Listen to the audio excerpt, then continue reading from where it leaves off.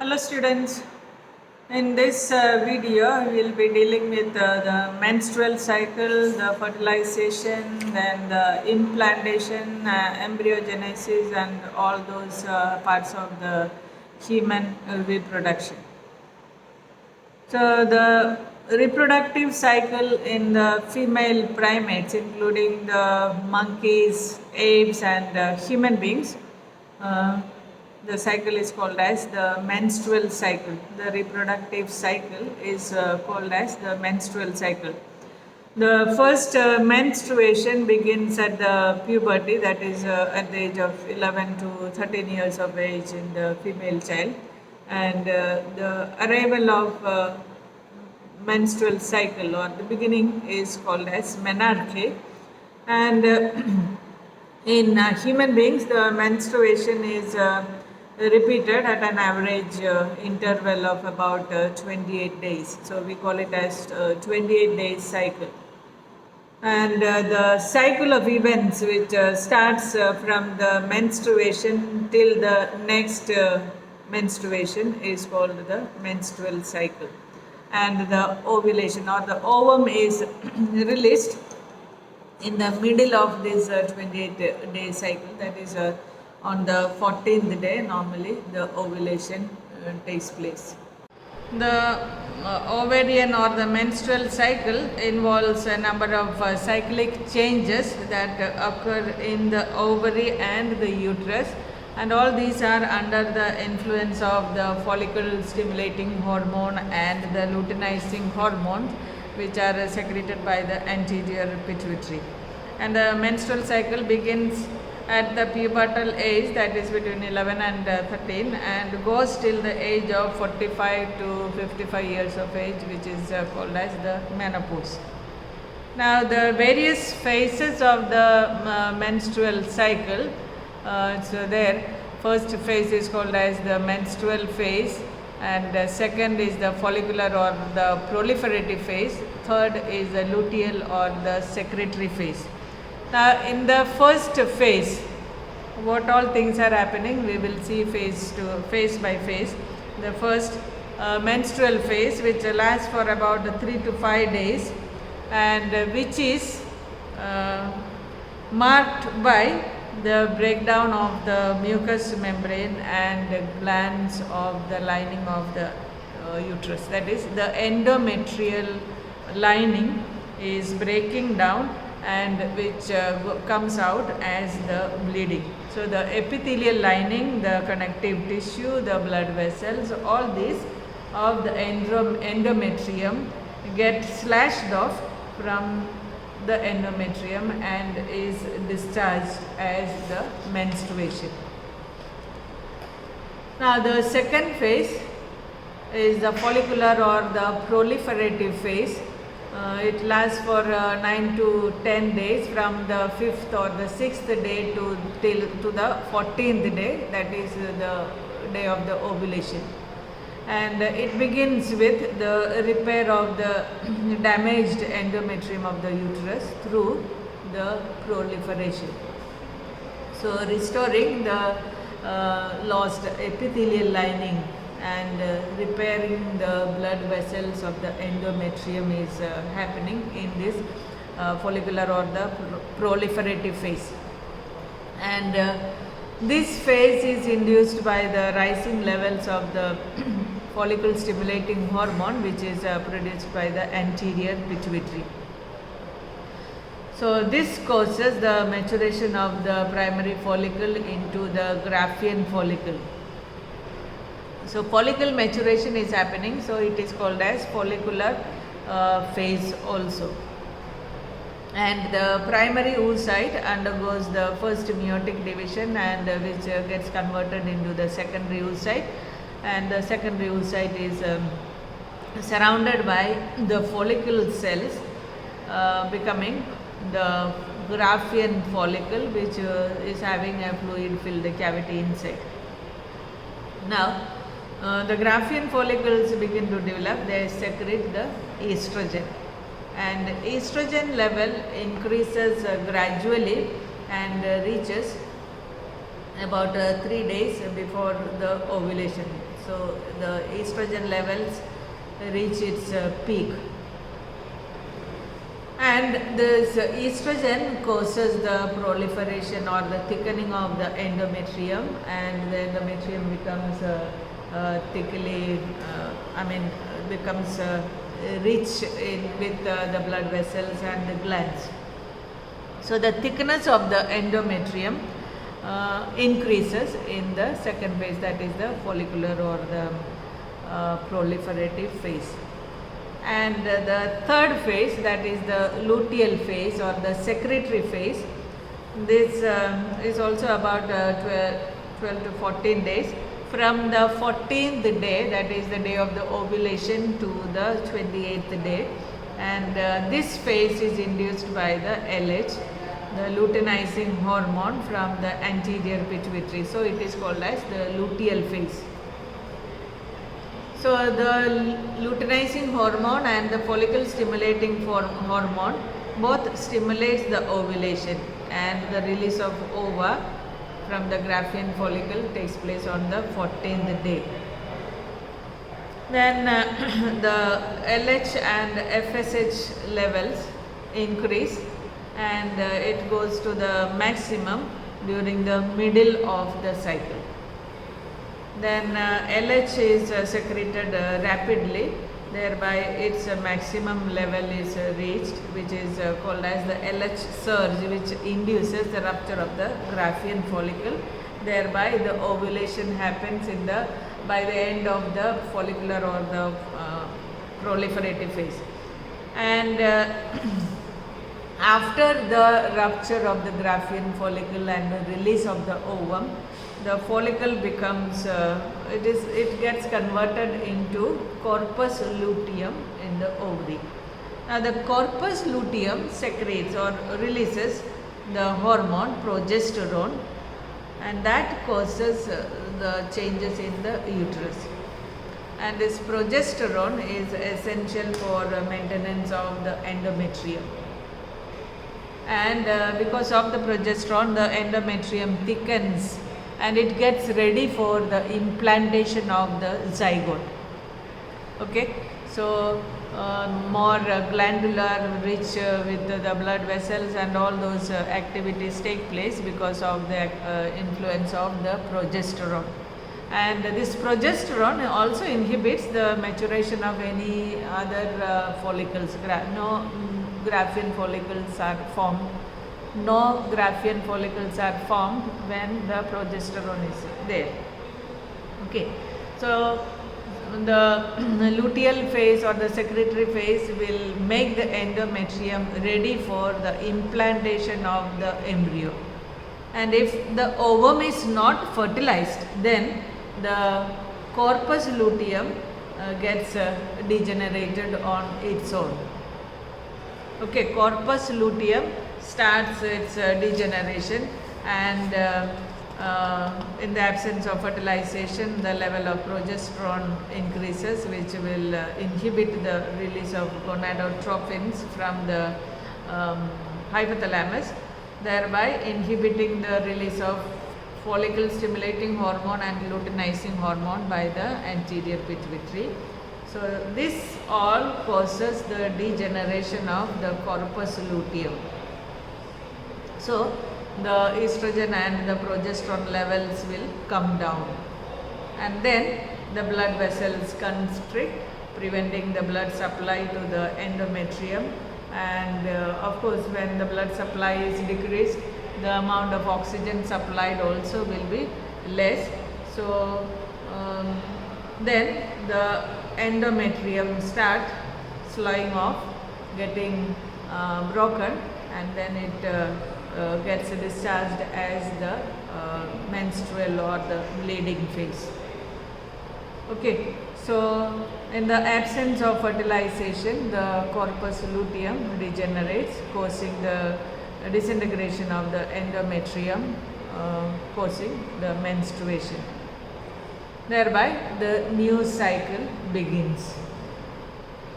Okay, so this is the menstrual cycle in human beings. Then after the menstrual cycle, it goes on continuing every 28 days till the woman reaches the menopausal age at about 50 to 55, and then the ovulation stops and the menstrual cycle is permanently discontinued, which is called as menopause. So after menopause, the female loses the ability to reproduce. And of course, when the ovary is not producing any ova or the eggs, then no more hormones are produced, or that causes decreased estrogen levels in the body, and thereby maybe certain increase in body weight and such physiological changes may happen in the woman. The next stage is fertilization and implantation, but before that I want to explain the structure of the ovum or the egg. Human egg or the ova is very small, and it is about 0.15 millimeters in diameter. It is a non-motile cell, and it does not have much of yolk, or you can say it is almost without any yolk or the reserved food material. So the human egg or the ova at the ovulation is the secondary oocyte stage, and the secondary oocyte is a haploid cell, and a large amount of cytoplasm is there because polar body is formed, which is only very little amount of cytoplasm is going into the polar body. So this secondary oocyte is having large amount of cytoplasm, and the oocyte is surrounded by rows of follicle cells, which is called as the corona radiata cells. Okay, so they form the corona radiata. These are the follicle cells, and the corona radiata protects the ovum from ovum till it gets fertilized, and the corona radiata cells gets broken down when the sperm enters. The acrosomal enzymes are released, so that time the corona radiata cells, they get broken. And inner to the corona radiata is the clear zone, which is called as the zona pellucida, which is secreted by actually the corona radiata cells or the follicle cells, and this undergoes significant changes after as soon as the fertilization takes place. Okay, thereby the entry of further sperms are not allowed. So that is happening. Significant changes are taking place soon after the fertilization, so that the zona pellucida stops the entry of any further sperms.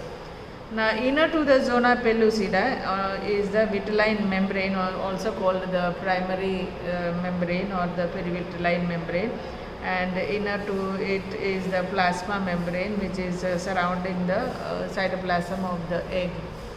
So plasma membrane is there. Now outer to the plasma membrane there is another membrane, which is the perivitelline space. The ovum is thereby with all these structures. The corona radiata are the follicular cells. Now inner to the corona radiata is the zona pellucida without any cells, and inside the zona pellucida is the ovum with the the cytoplasm is covered by the cell membrane, and outer to the cell membrane to the zona pellucida there is a perivitelline space. Now the next is the fertilization, which involves the fusion of the sperm nucleus and the egg nucleus. Fusion of the sperm and the egg takes place. So thereby the zygote is formed, which becomes diploid. So the diploid chromosomal condition is restored by the fertilization, and the fertilized ovum is called as the zygote. Okay. Now the fertilization in human beings is the internal fertilization. And during the coitus or the insemination, the penis releases a lot of semen which contains millions of sperms in it, which is introduced into the vagina, and the sperms swim through the vagina, reaching the cervix, and further it goes to the uterus and it reaches the fallopian tube, and it moves towards the fallopian tube towards the ovary. And it cannot go to the ovary, but before that the ovum which is released from the ovary will be collected by the fimbriae and the infundibulum, and it will be coming towards the uterus. So in the fallopian tube itself, the ovum or the egg would be meeting with the sperm, and the fertilization happens in the ampullary region of the fallopian tube or the oviduct. Okay. So the ovum released by the ovary is transported to the ampullary region where the sperm reaches and the fertilization takes place. So fertilization can only occur in the ampullary region if the ovum and the sperms are transported simultaneously to the ampullary region. And the sperms remain fertile for only about 12 to 24 hours in the female reproductive tract, and the vagina triggers or it helps the motility of the sperms, and which is helped by the muscular contractions of the walls of the uterus and the oviducts. And the sperms also undergoes a number of changes which is called as capacitation to fertilize the ovum. Certain changes take place in the sperms to enter into the ovum. So the membranous covering of the acrosome also will be changed. Okay. So the process of fusion of the sperm with the ovum is called the fertilization, and during fertilization the sperms comes in contact with the zona pellucida layer, where you can see in blue color the zona pellucida layer, and it induces changes in the membrane that block the entry of additional sperms. Thus it ensures that only one sperm can fertilize an ovum, and the secretions of the acrosome, which contains various enzymes, help the sperm enter into the cytoplasm of the ovum through the zona pellucida and the plasma membrane. So this induces the completion of the second meiotic division of the secondary oocyte. The second meiotic division, which is also unequal. Yeah. You remember, the second meiotic division again unequal. So the second polar body and the oocyte, the ootid or the ovum is formed. So the haploid nucleus of the sperm is fusing with the haploid nucleus of the ovum, and a diploid zygote is formed. Alright, so the diploid nature of the zygote is established here by the fertilization. The sex of the child is decided as the zygote is formed. It is determined by the chance fusion of the egg and the sperm. Since the human females are XX as a result of the meiosis during the formation of the gametes, the eggs contain single X chromosomes, and the males are XY. So the sperm so the males produce two kinds of sperms. 50% of the sperms are with X chromosome and 50% are with Y chromosome. Now if the sperm containing X chromosome fertilizes an egg, the zygote formed is developed into a female with XX chromosomes. And if the sperm containing the Y chromosome fertilizes the egg, the zygote formed will have X and Y, and that zygote will develop into a male. So there is an equal probability of an egg combining with the X containing sperm or a Y containing sperm. There is 50% chance of an offspring being a female and 50% chance of being a male. So scientifically, we can say it is the father who is determining the sex of the child. It can be the sex of the child is determined by the father, but not by the mother. The unicellular zygote undergoes a number of sequential changes to form the multicellular individual. And the basic pattern of changes during the development remains the same in all organisms. But the stages may take different shapes or forms due to different types of eggs. The basic pattern or the basic sequential changes are the zygote undergoes cleavage and a morula is formed. The morula undergoes further divisions, which is called as blastulation, and the blastula is formed. Further divisions, the process called gastrulation, gastrula is formed, and the gastrula divide further, and the cells formed would be arranged or differentiated into organs and finally into the individual. First, we will see the zygote, how it is getting converted into morula. The process is called as cleavage or the segmentation. So, soon after the fertilization, the zygote undergoes repeated divisions, that is called the cleavage divisions. So, which convert the zygote, the fused egg and the sperm into cluster of cells. First the zygote divides into 2, 2 into 4, 4 into 8, and a group of or a cluster of cells formed together, which is called as the morula.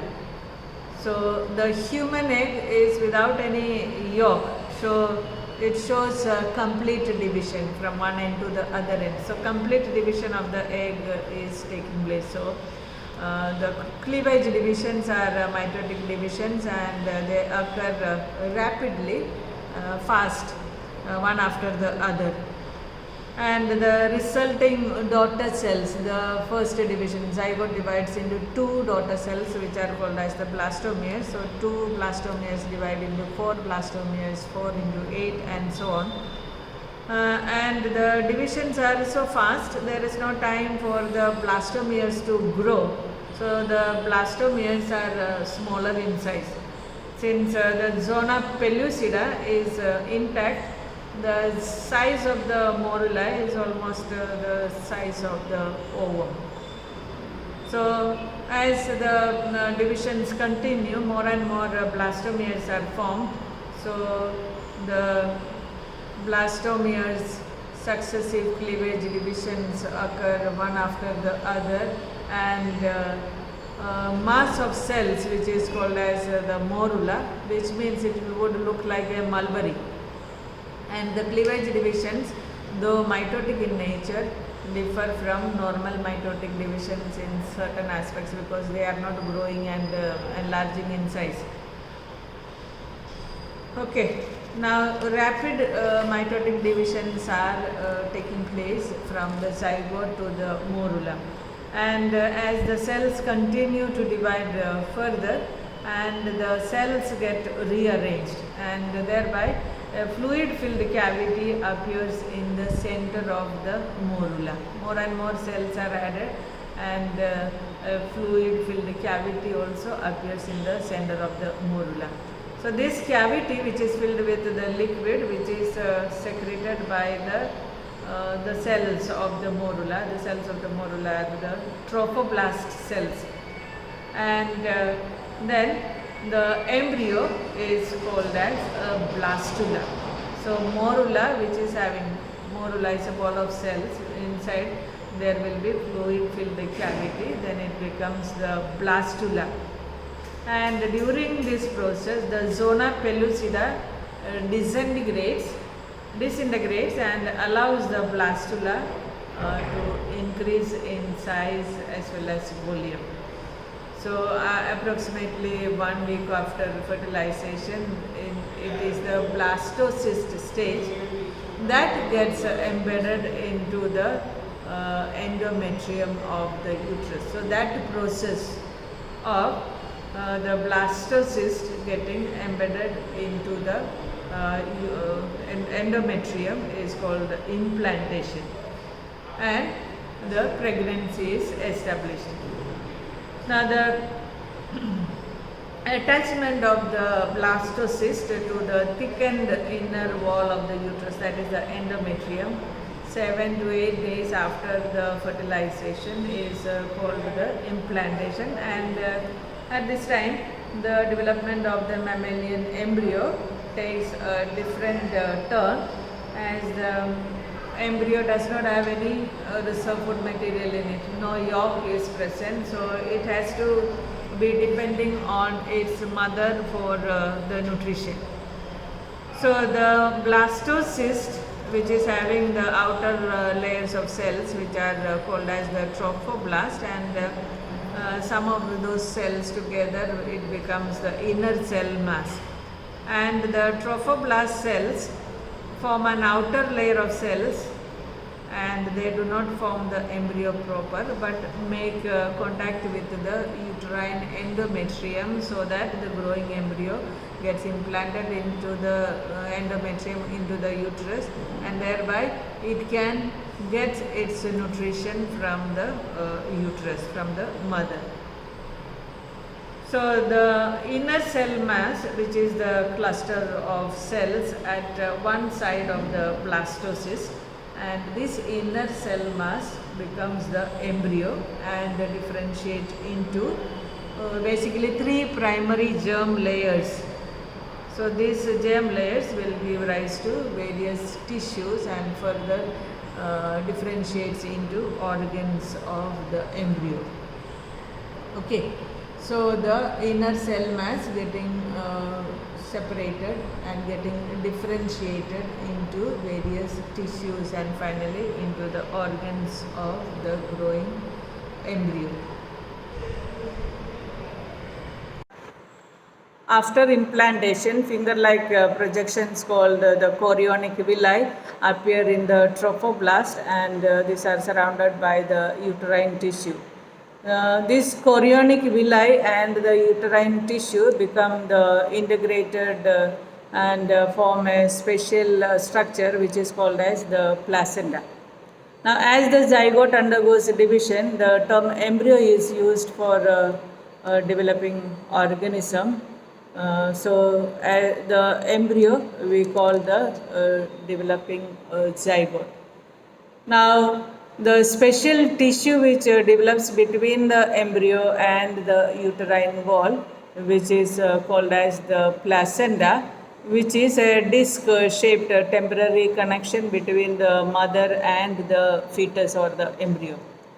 Now, the placenta consists of the fetal side as well as the maternal side, from the mother side as well as the fetus side. So, after implantation, the chorionic villi of the blastocyst, the finger-like projections of the embryo side, grow into the uterine mucosa of the endometrial wall, and the endometrial tissues undergo the changes which is causing the proper implantation and formation of the maternal side of the placenta. And the fetal part of the placenta is called as the chorion, and the maternal part of the placenta is called as decidua basalis. The 2 names are given. The fetal part is chorion and the maternal part is decidua basalis. Now, the chorionic villi, they grow deeper into the endometrium, and causing the breakdown of the uterine mucosa, including the epithelium and the connective tissue, as well as the endothelial lining. So it comes in close contact with the maternal blood supply. So thereby forming the hemochorial placenta. And placenta is a temporary organ which allows the blood as well as the nutrients to come into contact with the fetal side also. So through the placenta, the fetus exchanges its various respiratory gases, nutrients, excretory waste materials with the maternal blood. So the placenta is the supply part to the fetus with everything it needs from the mother.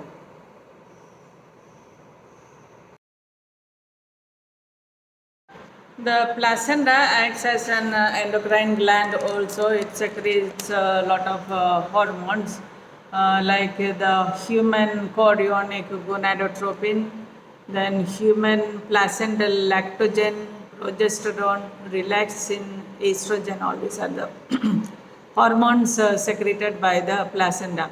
And the hormone, human chorionic gonadotropin hormone, is secreted by the chorionic membrane of the embryo. And because of this hormone, which comes from the embryonic chorion and not the mother, it is a hormone which is tested for in all the pregnancy tests. Then the relaxin is another hormone. At the end of pregnancy, the placenta secretes the relaxin, which facilitates the childbirth by making the connective tissue soft and the connective tissue of the pelvis is made soft by the relaxin, and thereby the dilation of the cervix and the delivery is possible. Okay, so the human chorionic gonadotropin, relaxin, all these are secreted by the placenta of the part of the women. Now, levels of hormones like estrogen, progesterone, cortisol, prolactin, thyroxine, all these increase many times in the maternal blood. So this their increased production is helping the fetus to grow properly in the uterus. Immediately after implantation, in the inner cell mass of the embryo differentiates into the outer layer, which is called as the ectoderm, and the inner layer, which is called as the endoderm. And there is a mesoderm which appears in between the ectoderm and the endoderm. So these three germ layers giving all the other tissues, means from these three germ layers all the other tissues and the organs in the adults are formed. So the inner cell mass contains certain cells which are called as the stem cells, which have the potency to give rise to all the tissues and organs. So now at the time of childbirth also, people collect and preserve the stem cells from the mother and the child during the childbirth. It is collected and preserved for future use. So because the stem cells, they have the ability to give rise to all the tissues and organs of the adults. The human embryo takes about 9 months or an average of about 40 weeks from fertilization till birth. This time is commonly divided into 3 periods, each period of 3 months, which is called as the trimesters. Now, the period of rapid cell division and cell differentiation and formation of organs are taking place in the first trimester or the first 3 months. So, after the first month, the embryo's heart is formed. That is the first sign of the embryo or the fetus growing in the uterus. And by the end of second month, the fetus develops the limbs, hands and the legs with the digits or the fingers. And by the end of third month, most of the major organ systems are formed, including the limbs and the external genital organs are well developed. So the basic structure of the baby's body is formed. Okay, so by the end of the first trimester, all the body systems of the baby are formed, and in the following months, they undergo minor structural modifications. So, in the second trimester, that is from 3 to 6 months, a period of tremendous growth and development occur. And during the fifth month, first movement of the fetus can be felt, the movement in the uterus of the mother. Then appearance of hair on the head is also seen. By the end of 6 month, the fetus body is covered with fine hair.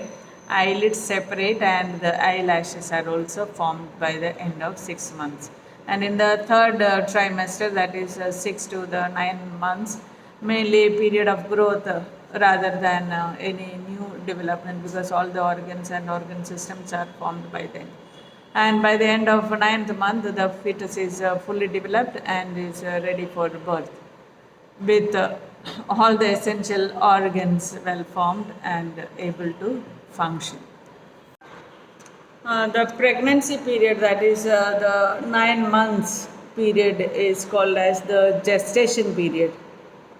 And vigorous contractions of the uterus occur at the end of the pregnancy, causing the delivery of the fetus.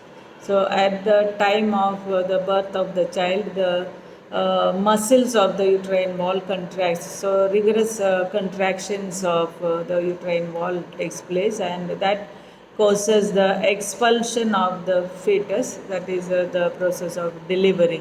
So the process of delivery of the fetus is called as parturition, which is induced by what you call the hormonal as well as neural mechanism. So a complex neuroendocrine mechanism is involved in the delivery of the fetus or the parturition. So the parturition signals originate from the fully formed fetus and also from the placenta, which induce mild uterine contractions, which is called as fetal ejection reflex. That is the beginning of the labor. And this begins from the fully developed fetus as well as from the placenta, and releasing hormones like oxytocin from the mother's pituitary gland. Now, this oxytocin acts on the uterine muscles and causing stronger uterine contractions, which stimulates further secretions of the oxytocin. So, oxytocin will be, the amount will be increased gradually in the mother's blood, and more uterine contractions, and thereby the contractions become stronger, leading to the expulsion of the baby out of the uterus through the cervix and the vagina, which is called as the birth canal. So, the parturition takes place because of neural as well as endocrine activity. So, soon after the infant is delivered, the baby is born, the placenta is expelled out of the uterus. Then the mammary glands of the female undergo differentiation during the pregnancy and starts producing milk towards the end of the pregnancy. So the process of milk production is called lactation. So the lactation helps the mother to feed the newborn with the milk, and the milk produced in the initial days, the beginning days of lactation, is called colostrum, which contains various antibodies which are providing with various resistance, disease resistance, immunity to the babies. Newborn babies are the baby is gaining it from the colostrum, which is the initial milk which is produced by the mammary glands. So breastfeeding during the initial period of the infant growth is recommended by the doctors so that the baby is very healthy with disease resistance and immunity.